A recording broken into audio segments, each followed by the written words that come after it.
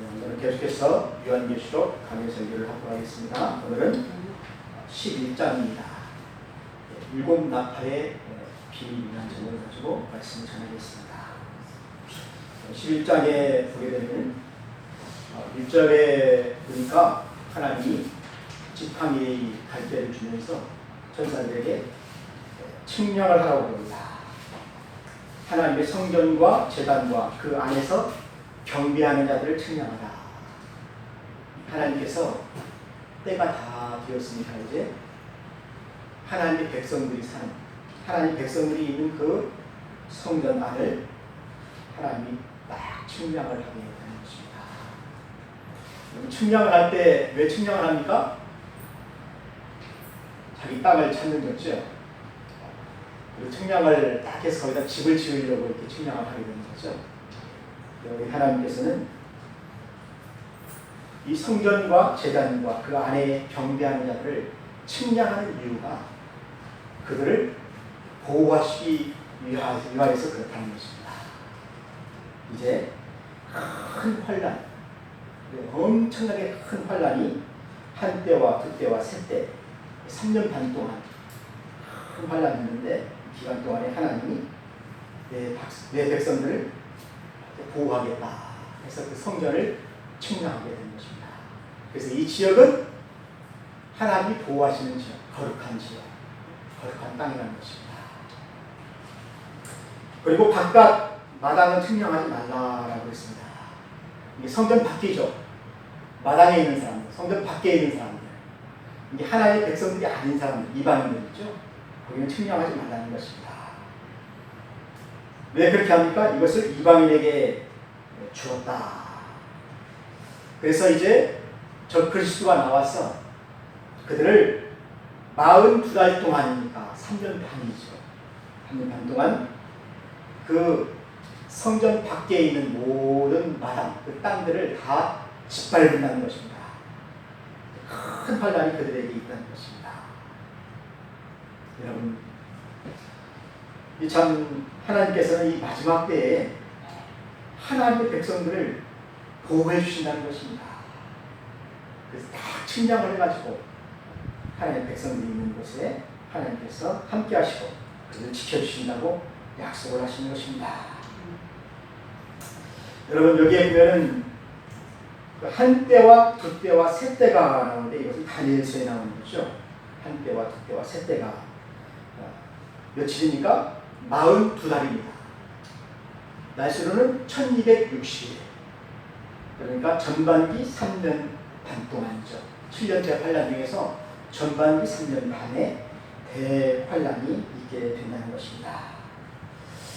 그래서 많은 그 교리학자들은 이것을 하나님의 교리에 대한 그 적 그리스도, 짐승의 핍박이다. 그렇게 해석을 하시는 분들이 많이 있습니다. 그래서 하나님이 이 교회를 한때와 두때, 세때 이 환란 가운데에서 교회를 하나님께 보호하신다. 그렇게 말을 하고 있습니다. 그런데 하나님의 이 보호하심은 이 성도들을 고난 가운데서 보호하시는 거예요.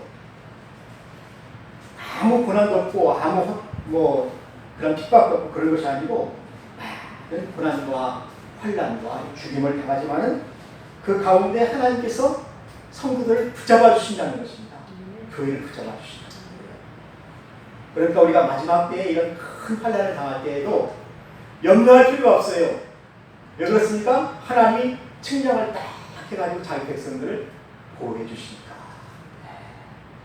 그래서 우리는 하나님의 보호 가운데 있다는 것입니다.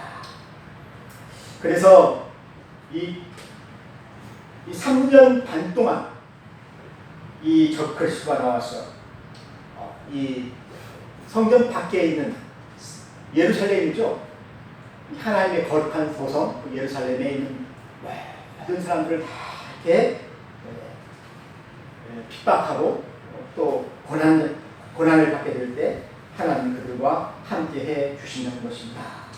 여러분 3절을 한번 보시기 바랍니다. 3절에 보니까 그때 하나님의 증인들이 있어요. 내가 나의 두 증인을 권세를 주어서 그들로 하여금 예언하게 하리라.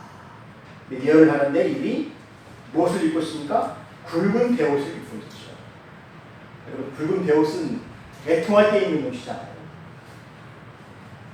예레미야가 그 예루살렘의 그 멸망을 앞두고 이스라엘 백성들에게 어떻게 예언했습니까? 굵은 베옷을 입고 울면서 그들에게 예언을 했잖아요.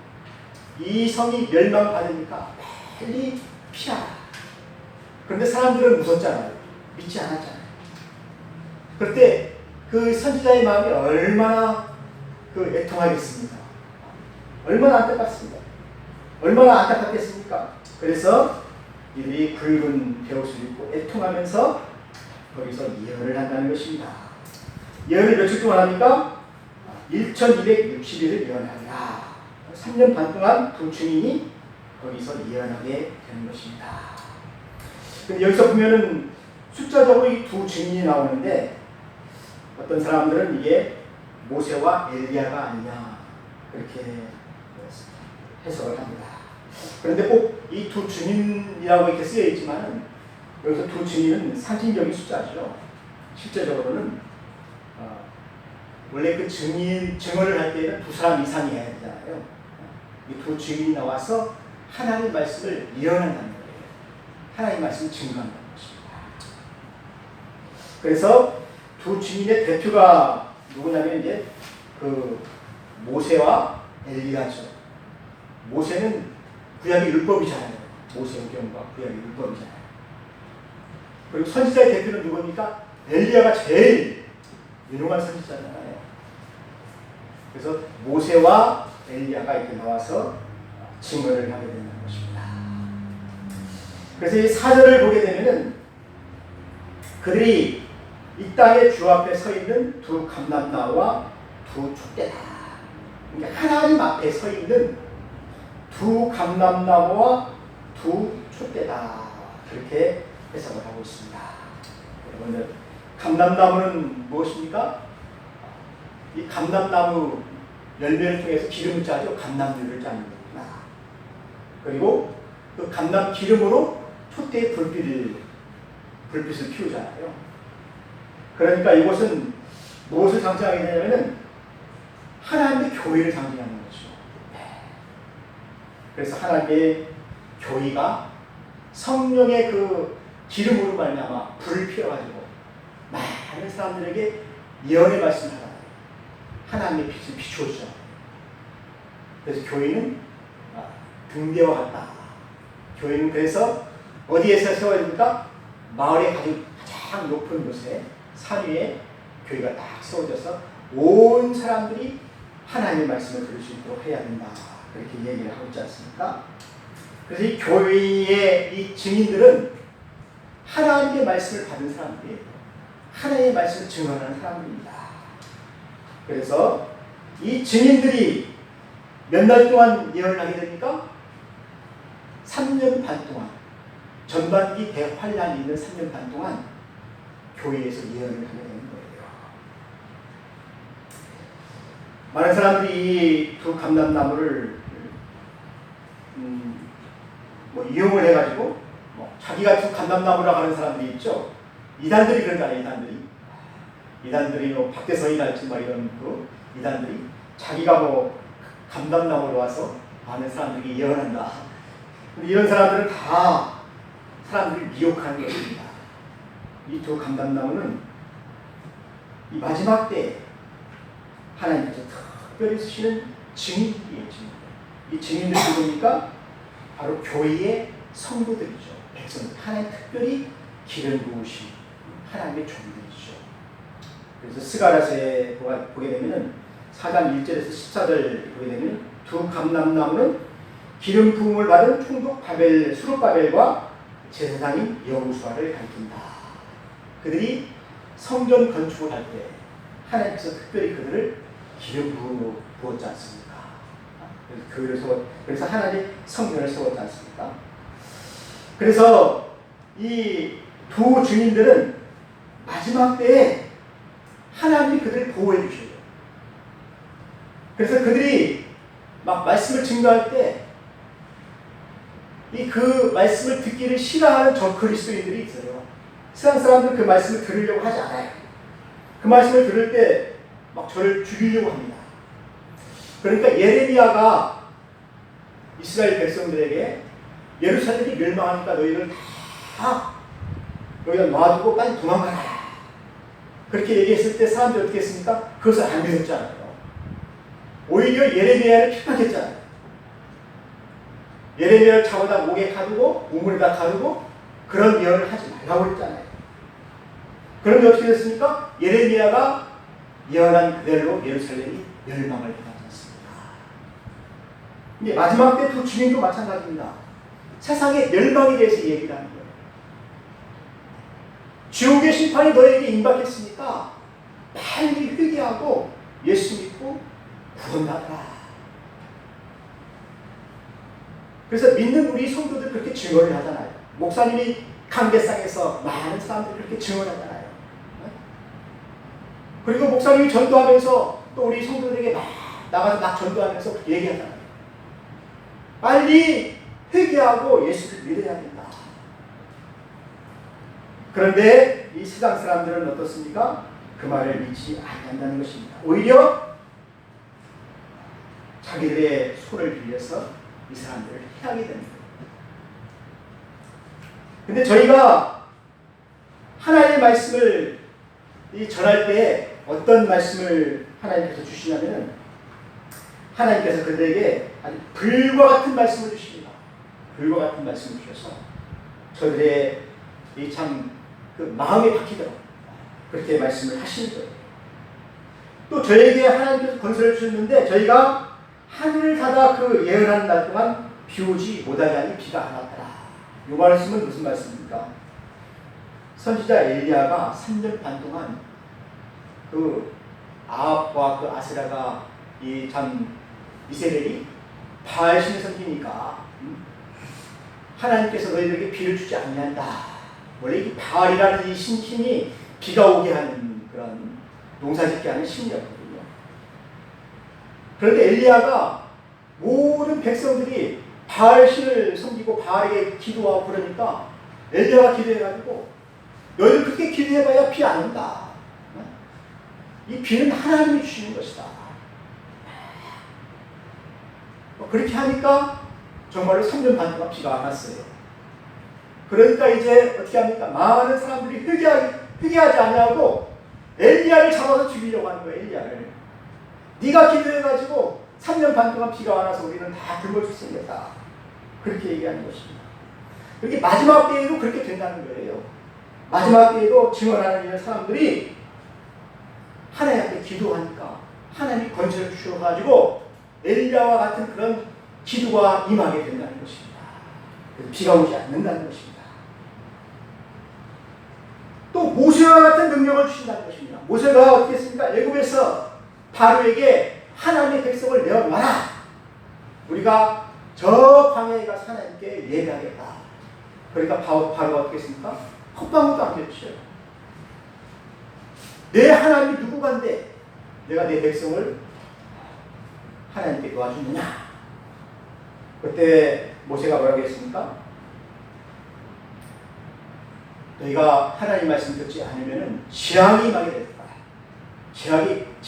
큰 재앙이 임하게 될 것이다. 근데 어떤 재앙이 임하게 되었습니까? 하룻밤 사이에 나일강의 모든 하수와 강물들이 다 녹아되었으니까 피가 되었죠. 피가 되었죠. 그러나 큰 그 권능과 이적들이 이 증인들을 통하여서 이루어지게 된다는 것입니다. 그런데 이 증인들을 해하려고 하는 짐승이 또 올라와요. 왜냐하면 이 증인들이 너무너무나 큰 능력을 가지고 많은 백성들에게 이렇게 예언의 말씀을 하니까, 하나님의 말씀을 전하니까 이것을 막기 위해서 이 적 그리스도가 무정의에서 어떻게 올라옵니다. 그래서 저들이 하나님의 말씀을 다 증거하기를 마칠 때, 그러니까 어느 때입니까? 우리가 하나님의 말씀을 온 땅에 다 전하여서 모든 사람 하나님의 말씀을 들을 그때에 그것을 방해하려고 누가 나타납니까? 무적행위에서 적그리스도가 올라오게 되는 거예요. 그 적그리스도가 무엇을 합니까?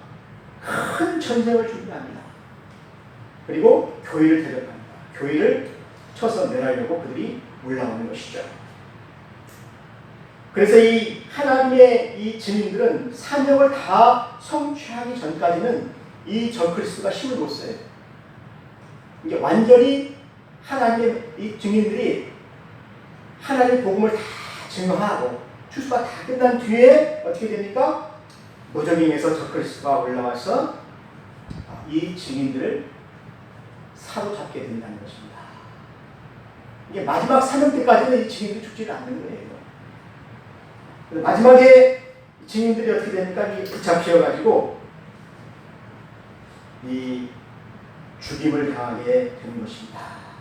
사랑하는 성도 여러분, 이 무적행에서 올라온 이 짐승이 누굽니까? 여기 보면은 짐승이라는 이 단어가 이 헬라어로 데리온이라는 단어가 있는데 거기에 반사 토가 붙어가지고 이 요한계시록을 받는 모든 그리스도인들이 그 적 그리스도가 누구인지를 알게 되는 그 적 그리스도 짐승이라는 것입니다. 이것은 다니엘서에 나오죠. 다니엘서 7장에 나오죠. 이것은 제국을 상징하는데 네 마리 짐승 중에서 마지막 네 번째 짐승은 10뿔을 가졌으며 그 중에서 더 큰 뿔을 가진 하나가 자라서 하나님의 백성들을 대적하고 세상에 큰 환난을 초래한다고 다니엘서 7장 1절에서부터 25절에 나오고 있습니다.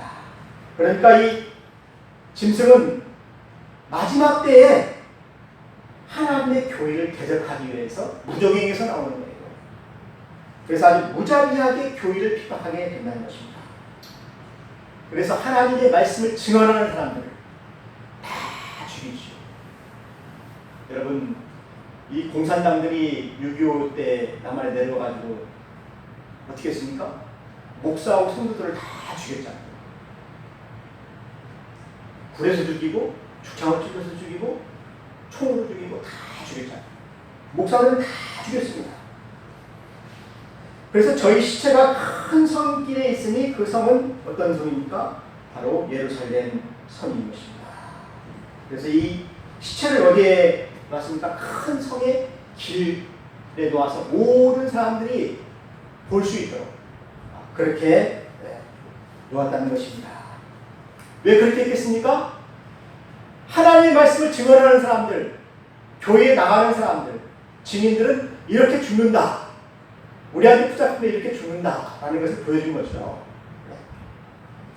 그래서 거기에 있는 사람들이 그것을 구경할 수 있도록 했다는 것입니다. 그래서 사흘 반 동안 그들을 매장하지 못하게 했어요. 길거리에 그냥 놓아두게 된 것입니다. 그래서 그 시체를 모독하고 멸시하는 기간이 바로 3일 반 동안 그렇게 했다는 것입니다. 그런데 여러분 10절을 한번 보세요. 이 시체들이 어떻게 되었습니까? 3일 반 후에 하나님께서 생기가 그 속에 들어가게 하니까 그들이 발로 일어서서 모든 구경하는 자들이 크게 두려워한다. 3일 반 후에 시체가 다시 또 살아나게 된 거예요. 그래서 거기에 있는 모든 사람들이 처음에는 이 사람들 다 죽여서 이제 다 끝났구나 생각해서 막 서로 선물도 교환하고 막 기뻐해서 막 노래도 부르고 그랬는데 이 시체가 어떻게 됐습니까? 하나님이 다시 또 거기에 생기를 불어넣어가지고 그들이 다시 또 살아나게 하셨다는 것입니다. 그래서 많은 사람들 앞에서 또 증언하게 되는 거예요. 여러분 12절을 한번 볼게요. 12절 아주 중요한 단어가 있습니다.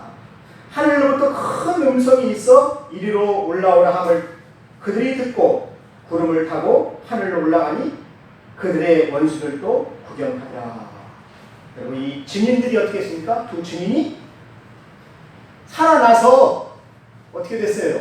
살아나서 하나님이 하시는 그 음성을 들었죠. 이리로 올라오라.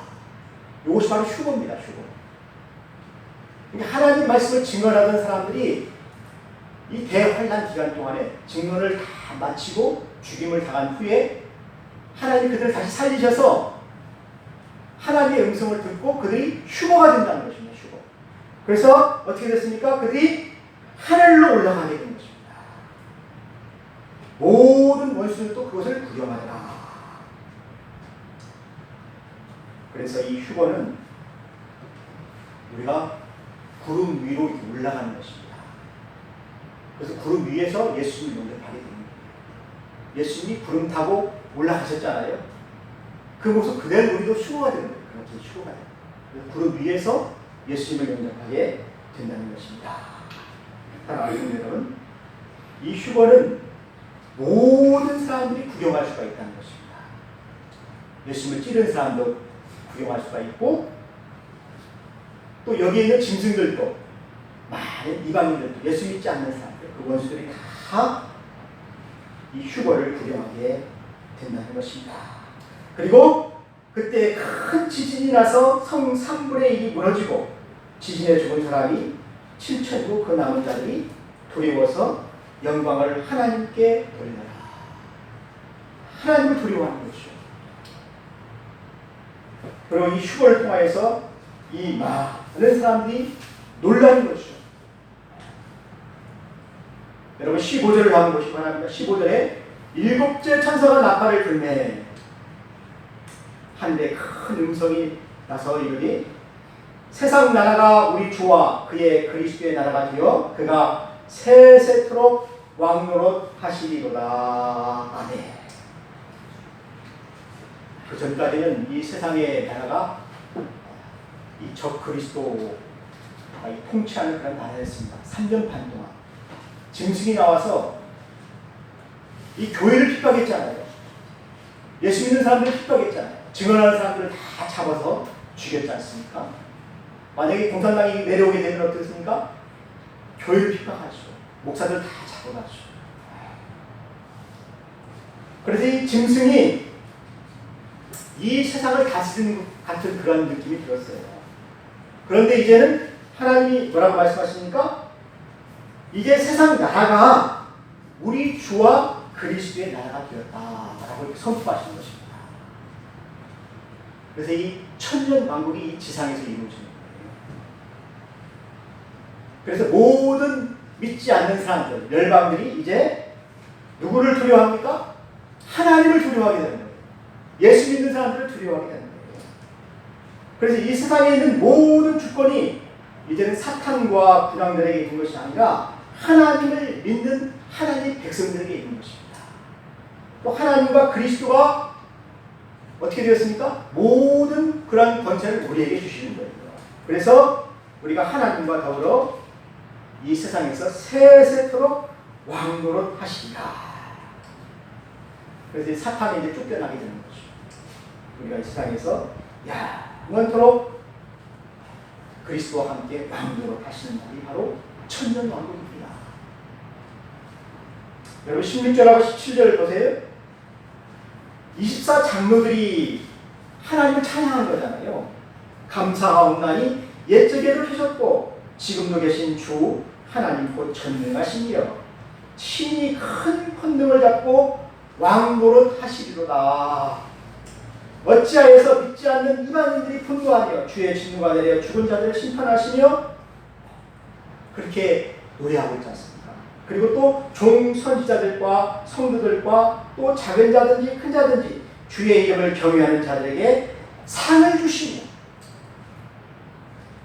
그러니까 천년 왕국 때에는 하나님께서 어떻게 하십니까? 주의 종들과 성도들과 물은 대수하고 주의 이름을 경외하는 모든 사람들에게 상을 주신다는 것입니다. 면류관을 주시고 상을 주신다는 것입니다. 그래서 그 나라에서 큰 자가 있고 적은 자가 있는 거예요. 하나님 나라에 가서 상을 큰 걸 받은 사람은 큰 자주시고 작은 걸 받은 사람은 작은 자주시고 그렇게 하나님께서 상을 주신다는 것입니다. 그리고 주의 진노가 임하여서 이 짐승이 죽지요. 짐승을 심판하지요. 그리고 짐승을 따르던 모든 사람들을 하나님께서 망하게 하신다는 것입니다. 또 땅을 망하게 하는 자들이 있지요. 짐승을 따르던 사람들입니다. 이 사람들이 다 이제 멸망에 길을 가게 되는 것입니다. 여러분 19절 한번 같이 읽도록 하겠습니다. 19절. 이에 하늘에 있는 성전이 열리니 성전 안에 하나님의 언약궤가 보이며 또 번개와 음성들과 우레와 지진과 큰 우박이 있더라. 하나님께서 마지막에 무엇을 보여주십니까? 하늘에 있는 성전을 보여주십니다. 그래서 거기에 무엇이 있었습니까? 하나님의 언약궤가 있는 것을 보여줍니다. 여러분 하나님의 언약궤는 무엇입니까? 하나님이 약속하신 그 언약궤죠. 하나님이 그곳에 임재하시는 거잖아요. 그래서 우리가 주를 지게 되면은 대제사장들이 1년에 한 번 숫소의 그 피를 가지고 소의 피를 가지고 그 지성소에 들어가서 그 언약궤 위에 보게 되면은 그 시은좌라고 있습니다. 피를 붓는 곳이에요. 시은좌라는 말이 하나님께서 은혜를 베푸는 그런 장소예요. 우리가 거기에 피를 붓게 되면은 하나님 우리의 죄를 다 사하시는 은혜의 장소입니다. 그래서 제사장이 그 피를 붓고 나서 밖에 나와서 백성들에게 선포하는 거예요. 이제 너희 죄가 다 사하여졌다. 선포하는 거예요. 그러니까 하나님께서 언약궤를 보여주신 이유가 무엇입니까? 모든 백성들 앞에 제사장이 선포하는 것처럼 이제 너희 모든 죄가 다 사해졌다 선포하게 되는 것입니다. 그래서 우리는 어떻습니까? 이 천전왕국 때에 하나님으로부터 상도 받고 죄가 사함받았다는 그 대제사장의 선포를 받게 되고 하나님 나라에서 영원히 살게 된다는 것입니다. 사랑하는 성도 여러분, 그러기 위해서 우리가 마지막 때 남은 환란이 있어요. 환란. 이 환란이 바로 전반기에 있는 3년 반 동안의 환란입니다. 그런데 이 환란을 우리가 어떻게 한다고요? 하나님의 도우심으로 말미암아 다 이기게 된다는 것입니다. 다 이기고 우리가 다시 또 휴거가 되어서 또 이 세상에서 우리가 1000년 동안 왕으로 하게 된다는 것입니다. 이것이 바로 일곱째 나팔에 보여주는 비밀이에요. 여러분들은 꼭 승리하는 자들이 되시기를 예수님의 이름으로 축원합니다. 같이 기도하겠습니다. 하나님 아버지 감사합니다. 우리가 이 세상에 있을 때 참 예수 그리스도의 증인으로 살기 때문에 많은 어려움과 핍박이 있지만은 우리가 이 증인을 다 마친 뒤에는 우리가 휴거가 되어서 하나님과 함께 영원히 그 나라에 살게 될 것을 믿습니다. 모든 성도들이 이러한 은혜를 받게 하여 주시옵소서. 예수님의 이름으로 기도했습니다. 아멘.